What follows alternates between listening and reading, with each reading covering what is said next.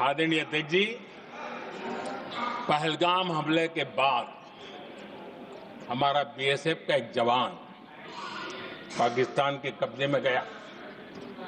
பெஹல்காம் தாக்குதல் நடந்த பிறகு நமது எல்லை பாதுகாப்பு படை வீரர் ஒருவர் பாகிஸ்தான் தரப்பிடம் சிக்கிக் கொண்டார். मोदी फंस जाएगा। अब तो मोदी की फजीयत जरूर होगी और उनकी इकोसिस्टम ने सोशल मीडिया में बहुत सारी कथाएं वायरल की कि ये बीएसएफ के जवान का क्या होगा। எதிர்க்கட்சிகள் மற்றும் அவர்களின் ஆதரவாளர்கள் சமூக வலைதளங்களில் பலவிதமாக அவதூறுகளை அள்ளி பரப்பினர்.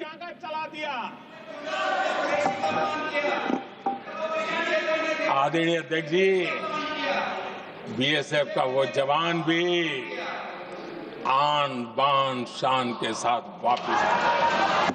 ஆனால் அந்த எல்லை பாதுகாப்பு படை வீரரையும் எந்த விதமான சேதாரமும் இன்றி நாங்கள் மீட்டு இந்தியா கொண்டு வந்தோம்.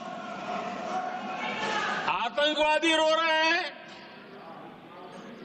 आतंकवादियों के आका रो रहे हैं और उनको रोते देखकर यहां भी कुछ लोग रो रहे हैं. பயங்கரவாதிகள் அழுகிறார்கள், பயங்கரவாதிகளை ஆதரிப்போர் அழுகிறார்கள், அவர்களை பார்த்து இங்கிருக்கும் சிலரும் அழுகிறார்கள். अब देखिए, सर्जिकल स्ट्राइक में सर्जिकल स्ट्राइक चल रही थी, उसके बाद उन्होंने एक खेल खेलने की कोशिश की, बात जमी नहीं. एयर स्ट्राइक हुई तो दूसरा खेल खेलने की कोशिश की, वो भी जमी नहीं. जब ये ऑपरेशन सिंदूर हुआ तो उन्होंने नया पैंतरा शुरू किया. और क्या शुरू किया? रोक क्यों दिया? पहले तो मानने को तैयार नहीं थे कि मुक्त करते, अब कहते रोक क्यों दिया. बाहरे बयान बहादुरों,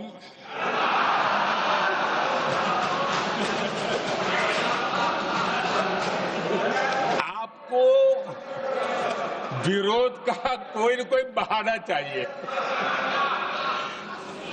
और इसलिए सिर्फ मैं नहीं, पूरा देश आप पर हंस रहा है.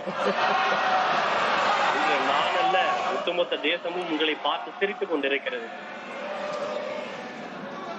आदरणीय अध्यक्ष जी, सेना का विरोध,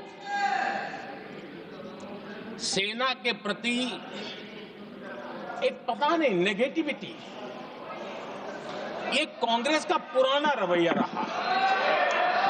நமது ராணுவம் குறித்து எதிர்மறைகளை கொண்டிருப்பது, எதிர்மறை பரப்புவது காங்கிரஸ் கட்சியின் பழைய வரலாறு. करगिल विजय दिवस मनाया, लेकिन देश पूरी तरह जानता है कि उनके कार्यकाल में और आज तक करगिल के विजय को कांग्रेस ने अपनाया नहीं. न करगिल विजय दिवस मनाया है, न करगिल विजय का गौरव किया. इतिहास साक्षी है अध्यक्ष जी.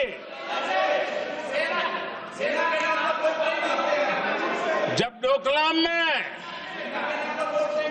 सैन्य हमारा शौर्य दिखा रहा था, तब कांग्रेस के नेता चुपके किससे ब्रीफिंग लेते थे, वो सारी दुनिया अब जान गई. டோக்லாமில் நமது ராணுவ வீரர்கள் தங்களுடைய பலத்தை பறைசாற்றினர். ஆனால் आप निकाल दीजिए, காங்கிரஸ் தலைவர் ரகசியமாக யாரை சந்தித்தார் என்பது அனைவருக்கும் தெரியும். यहाँ हमारा विरोध करने वाले लोगों के बयान फुल स्टॉप कॉमा के साथ एक है. பாகிஸ்தான் தரக்கூடிய வாக்குமூலங்கள், இங்கு நமதுடைய எதிரிகள் தரக்கூடிய வாக்குமூலங்கள் அனைத்தும் ஒரே மாதிரி இருக்கின்றன. पाकिस्तान के साथ सुर में सुर मिला दिया जाता है. இருவரும் பேசக்கூடிய பாஷைகள் ஒரே மாதிரியாக உள்ளது. देश हैरान है, कांग्रेस ने पाकिस्तान को क्लीन चिट दे दी है. காங்கிரஸ் கட்சி பாகிஸ்தானுக்கு கிளீன் ஷீட் கொடுக்கிறது. उनकी ये हिम्मत, और इनकी आदत जाती नहीं है, ये हिम्मत कि पहलगाम के आतंकी पाकिस्तानी थे, इसका सबूत दो। பெஹல்காம் தாக்குதலில் பாகிஸ்தான் பயங்கரவாதிகளுக்கு தொடர்பு இருக்கிறது என்பதற்கு என்ன ஆதாரம் உள்ளது என காங்கிரஸ் கட்சியினர் கேள்வி எழுப்புகின்றனர். और यही मांग पाकिस्तान कर रहा है, जो कांग्रेस कर रही है. இதையேதான் பாகிஸ்தானும் கூறுகிறது, பாகிஸ்தான் கூறுவதையே காங்கிரஸ் கட்சியினரும் கூறுகிறார்கள். आज जब सबूतों की कोई कमी नहीं है, सब कुछ आंखों के सामने दिखता है, तब ये हालत है. अगर ये सबूत ना होते तो क्या करते ये लोग, आप बताइए. आदरणीय अध्यक्ष जी,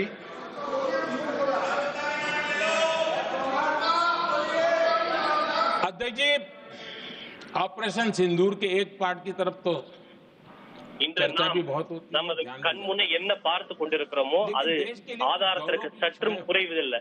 ताकत के परिचय होता है, उसकी तरफ भी ध्यान அந்த देना बहुत ஆதாரத்தை आवश्यक இன்று நாம் நமது கண் முன்னையே பார்த்து கொண்டிருக்கிறோம். है. हमारे एयर डिफेंस सिस्टम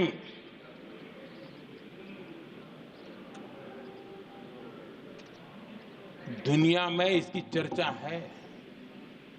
हमारे एयर डिफेंस सिस्टम ने पाकिस्तान की मिसाइल और ड्रोन्स उसको तिनके की तरफ बिखेर दिया था. பாகிஸ்தான் நாட்டினுடைய ஆயுதங்களாலும் மிசைல்களாலும் நமது வான் பாதுகாப்பு அமைப்பை ஒன்றுமே செய்ய முடியவில்லை. पूरा देश பாகிஸ்தானுடைய அனைத்து முயற்சிகளையும் ஏவுகணைகளையும் இந்திய வான் பாதுகாப்பு அமைப்புகள் தகர்த்து இடைமறித்து முறியடித்திருக்கின்றன. पूरा देश गर्व से भर जाएगा. 9 मई को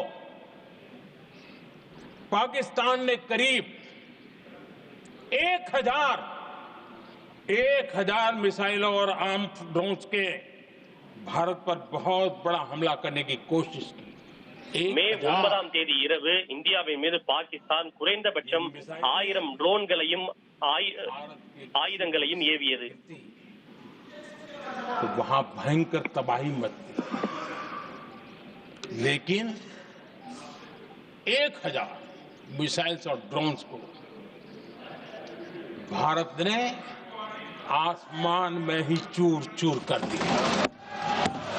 இந்தியாவின் மீது பாகிஸ்தான் ஏவிய 1000க்கும் மேற்பட்ட ஏவுகணைகளும் இந்தியா துவம்சம் செய்து நாசம் செய்து அழித்திருக்கிறது. देशवासियों को इससे गर्व हो रहा, लेकिन இதை जैसे நினைக்கும் போது நமது நாட்டு மக்களுக்கு பெருமையாக உள்ளது. लोग इंतजार कर रहे थे, कुछ तो गड़बड़ होगी यार, मोदी मरेगा, कहीं तो फंसेगा.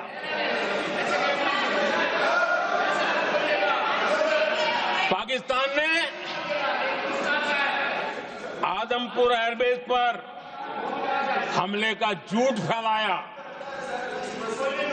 उस झूठ को बेचने की भरपूर कोशिश की, पूरी ताकत दी, लगा दी. मैं अगले ही दिन आदमपुर पहुंचा. இந்தியாவில் இருக்கக்கூடிய ஆதம்பூர் விமானப்படை தளத்தை அழித்து விட்டதாக பாகிஸ்தான் தவறான பிரச்சாரம் செய்தது. அதனை முறியடிக்கும் விதமாக நான் ஆதம்பூர் விமானப்படை தளத்திற்கு நேரில் சென்றேன். गाने लगी, जब ये झूठ चलने वाला नहीं है. आदरणीय अध्यक्ष जी, जो हमारे छोटे दलों के साथी हैं, जो राजनीति में नए हैं, उनको कभी शासन में रहने का अवसर नहीं मिला, उनसे कुछ बातें निकलती मैं समझ सकता हूं. लेकिन कांग्रेस पार्टी ने इस देश में लंबे समय तक राज किया है, उसको शासन की व्यवस्थाओं का पूरा पता है, उन चीजों से वो निकले हुए लोग हैं. उनके लिए शासन व्यवस्था क्या होती है इसकी समझ पूरी है, अनुभव है उनके पास. उसके बाद भी विदेश मंत्रालय तुरंत जवाब दे, उसको स्वीकारना नहीं. विदेश मंत्री जवाब दे, इंटरव्यू दे, बार बार बोले, उसको स्वीकारना नहीं. गृह मंत्री बोले, रक्षा मंत्री बोले, किसी पर भरोसा नहीं. जिसने इतने सालों तक राज किया, ஆபரேஷன் சிந்தூர் குறித்து பாதுகாப்புத்துறை அமைச்சர் தொடர்ந்து பேசி வருகிறார்.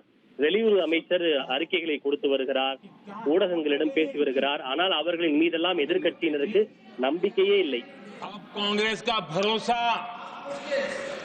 पाकिस्तान के रिमोट कंट्रोल से बनता है और बदलता है। காங்கிரஸ் கட்சியின் நம்பிக்கை எல்லாம் பாகிஸ்தான் ரிமோட் கண்ட்ரோல் மூலம் செயல்படுகிறது. एक बिल्कुल कांग्रेस के नए सदस्य, यानी उनको तो क्षमा करनी चाहिए, नए सदस्य को क्या कहेंगे, लेकिन कांग्रेस के आका जो उनको लिख करके देते हैं और उनसे बुलवाते हैं, खुद में हिम्मत नहीं है, उनसे बुलवाते हैं कि ऑपरेशन सिंदूर, ये तो तमाशा था। காங்கிரஸ் கட்சியின் இளம் நாடாளுமன்ற உறுப்பினர் ஒருவர் ஆபரேஷன் சிந்தூர் என்பது நகைச்சுவை என்று பேசினார்.